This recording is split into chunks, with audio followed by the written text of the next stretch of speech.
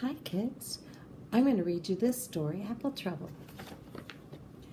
Hedgehog was just finishing up building her winter nest under an old apple tree, not too large and not too small, just right for a nice long winter sleep.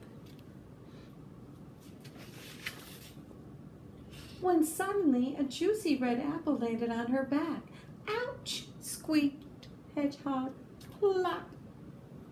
She curled into a spiny ball, hoping that it would fall off, but when she uncurled, the juicy red apple was still there.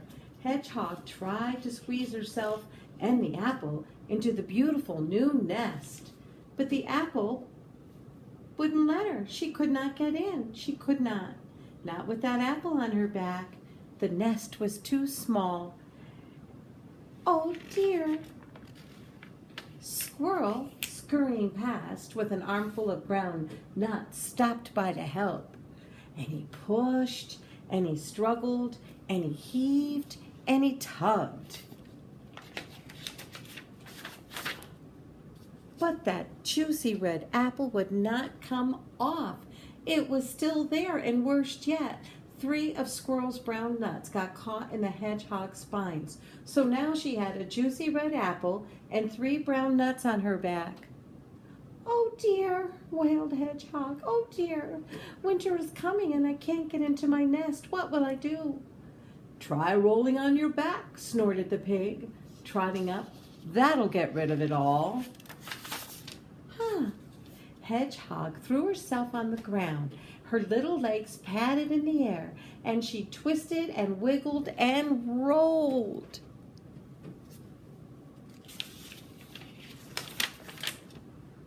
Has it gone? She asked hopefully, scrabbling up to her feet. Pig shook his head. No. The juicy red apple and the 3 brown nuts were still there, and so was a small green pear and a crumpled brown leaf. Oh dear, sighed Hedgehog, rolling in her eyes.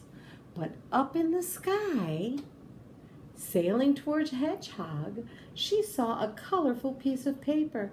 Oh no, she cried. She went this way and she ran that way as fast as she could. That paper drifted and landed right on her back, between the apple and the 3 brown nuts. It's not fair, cried Hedgehog, who now had a juicy red apple, 3 brown nuts, and a small green pear, and a crumpled brown leaf, and a colorful piece of paper all stuck on her back. I'll never, ever get into my nest. Hedgehog padded into the pond and gazed at her reflection in the water. Hello, Hedgehog, that's a lot of stuff on your back, croaked the frog. I'm trying to get rid of it, sniffled Hedgehog. Dive, said the frog. That'll wash it off. Look. Splash! Her friends watched Hedgehog bobbing up and down, and the juicy red apple and the 3 brown nuts and the small green pear and the crumpled brown leaf and the colorful piece of paper were all still there, and so now was a pink water lily. Glug, glug, glug, gurgled Hedgehog, as the others heaved her out of the water. She did look funny. But Hedgehog did not find it funny at all. Stop laughing. She stomped her feet on the ground. Where am I going to sleep? Pig and Squirrel looked worried, and so did Frog.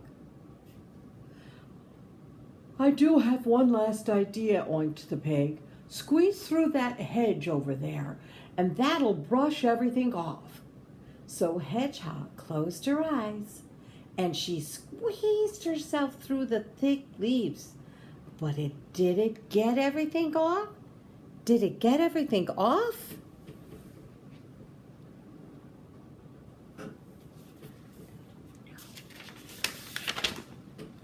No, it did not. It was all still there, and so were 4 ripe blackberries now, and there, staring at her with a look of great surprise, stood Goat. "Oh," cried Goat, "you've brought lunch." "Help yourself," said Hedgehog. "Take it all."